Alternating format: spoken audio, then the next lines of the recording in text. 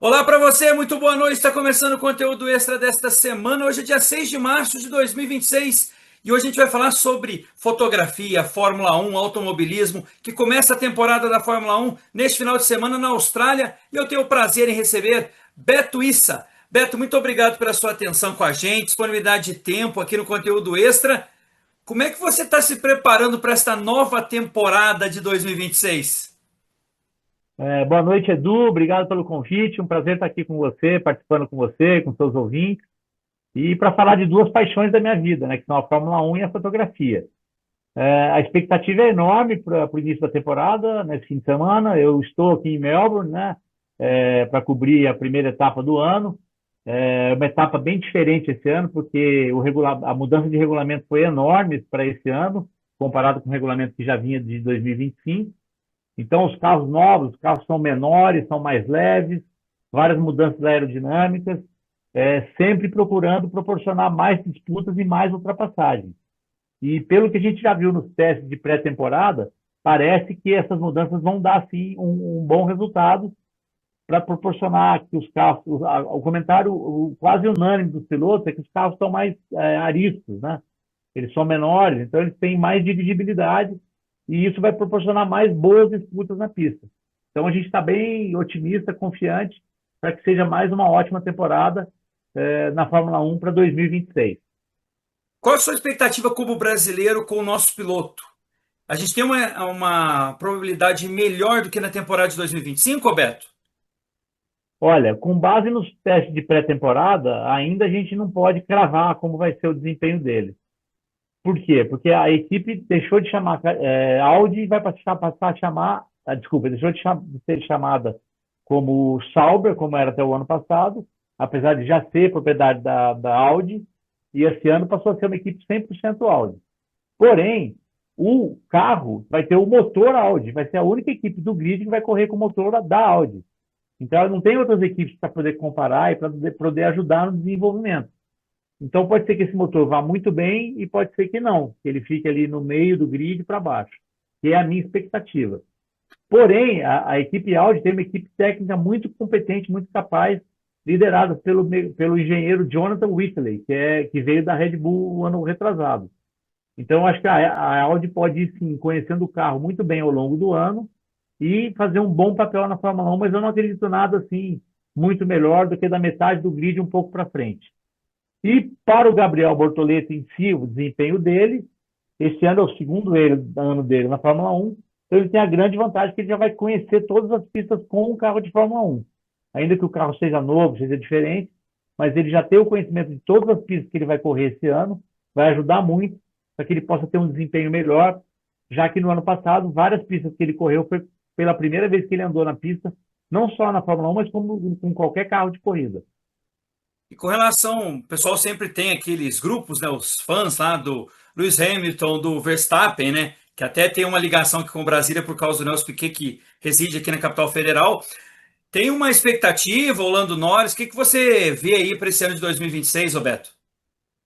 Olha, pelo que a gente viu nos testes de pré-temporada, a Mercedes vem fortíssima, não só a equipe Mercedes, como o motor Mercedes parece ser o melhor motor da Fórmula 1 esse ano. E o motor Mercedes ele equipa várias equipes da Fórmula 1, não só a equipe Mercedes. Então, todas as equipes que vão correr com o motor Mercedes, elas têm uma tendência a se destacarem desde o início, que é um boato que já vinha se falando no final do ano passado na Fórmula 1, que o motor Mercedes estava na frente dos outros. Então, a minha previsão é a equipe Mercedes como a mais forte no início da temporada.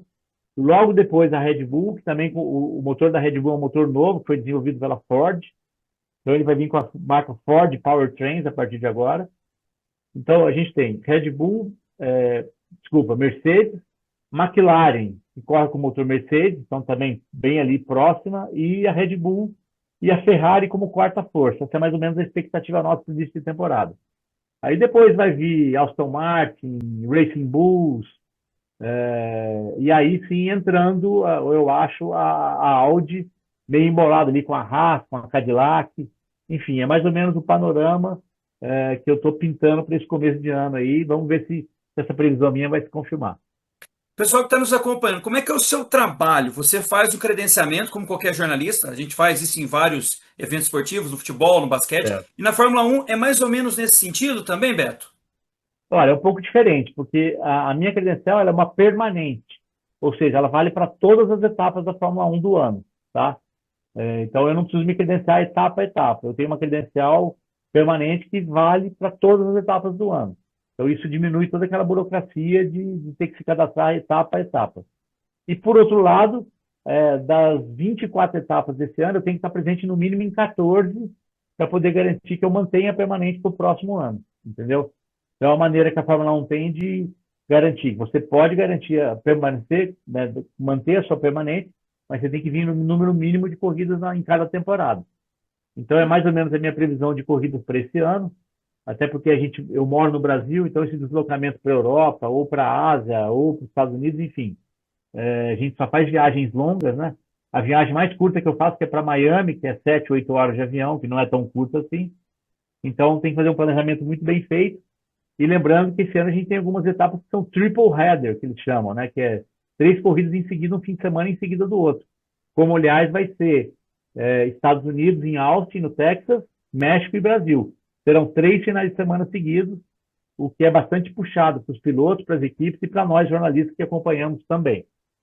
E qual que é o circuito que mais você acha aquele glamuroso nesta grandes etapas? E tem outros que ainda não participam mais, né? Mas tem algum assim que você acha interessante, questão da fotografia, da imagem, da localidade? Bom, falando no geral, eu gosto muito do circuito de Spa-Francorchamps na Bélgica, porque o circuito é fantástico, tem subidas e descidas, tem pontos de foto maravilhosos. Geralmente, fim de semana tem chuva, tem sol, então, na perspectiva do total, dá para a gente fazer altas fotos. Agora, como glamour, sem dúvida nenhuma, Mônaco é o pico da temporada, né? Sim. Apesar de, para nós fotógrafos, é complicado, você tem que entrar em túnel, pegar elevador, subir, descer, para se deslocar, é bem complicado, mas o carro passa ali a 10, 15 centímetros da gente, né? Então, eu digo que é um estúdio ao ar livre para nós fotógrafos, então você fica maravilhado ali e tem condição de fazer altas fotos e desempenhar um bom trabalho.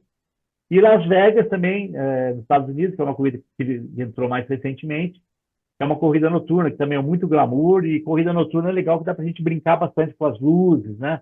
Então é um outro tipo de foco que a gente tem nessa corrida e também dá para fazer altas fotos. Tem alguma foto que te marcou nestas outras temporadas? Olha, cara, a gente geralmente tem, o nosso fotógrafo, a gente está sempre buscando as fotos dos acidentes, porque você tem que estar muito focado no seu trabalho, muito ligado no que está acontecendo na pista, porque às vezes o acidente acontece em frações de segundo, né? Então, para você perder um acidente, basta um meio segundo de desconcentração ali que você acaba perdendo, não registrando a imagem. Eu fotografei na largada do GP de Austin, no Texas, do ano passado, um acidente das duas McLaren, que bateu, o Sim. Lando Norris bateu com o Oscar Piastri. E eu consegui pegar o carro do Lando Norris voando e o pneu voando, entendeu? Então foi uma foto maravilhosa, uma sequência, na verdade, que inclusive saiu publicada na Car Magazine Brasil, que é uma das revistas que eu participo, né, como fotógrafo, e ele tem uma seção que chama Crash and Click. Então, uma página dupla com a minha foto e contando a história, como é que foi registrar aquele momento e com a sequência de fotos. E também os momentos que eu estou presente quando alguém é campeão mundial de Fórmula 1.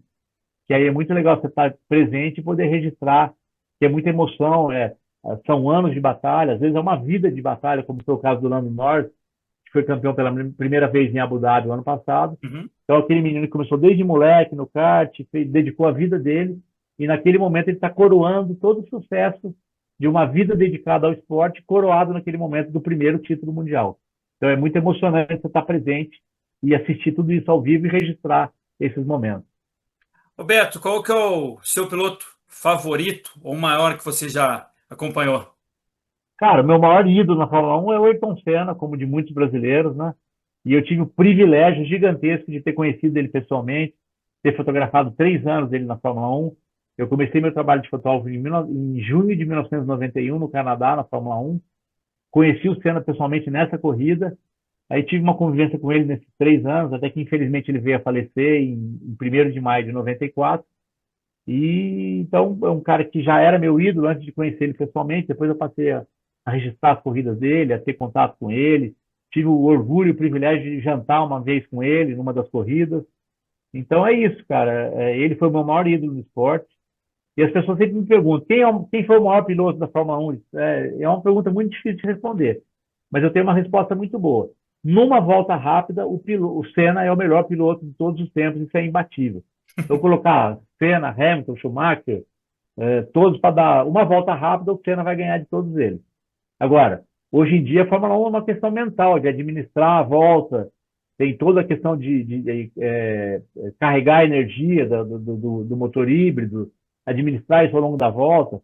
Você pega um volante da época do Senna, era um volante simplório, com dois botões no máximo, né? Hoje é um computador, é um tablet, né? Que você tem que administrar na volta, balanço de freio, balanço de motor, economia de energia, entendeu? Então, hoje é um jogo mental que, durante uma volta, às vezes o piloto mexe no balanço de freio, vê como é que está a carga da bateria, ele tem que administrar tudo isso ao longo da volta.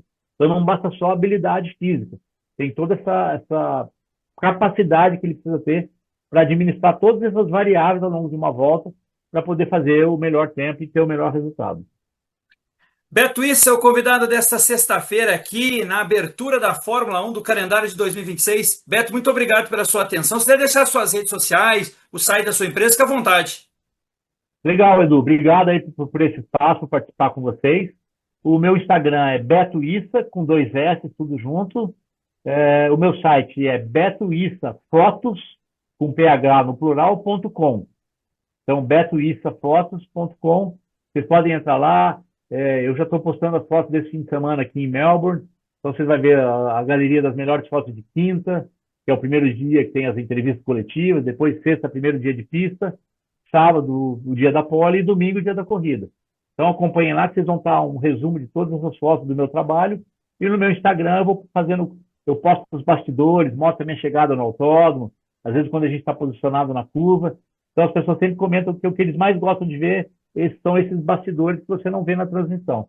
Então, eu procuro contar um pouco dessa história, do que acontece num final de semana de corrida. Então, valeu, um abração para você, para a galera que está vendo aí, e parabéns pelo programa. É isso aí, grande abraço. Eu que agradeço ao Beto Issa, o convidado desta sexta-feira, dia 6 de março de 2026. A todos uma excelente semana. Muitos cliques para você nessa nova temporada, viu, Beto? Até mais. Tchau, tchau. Legal, valeu.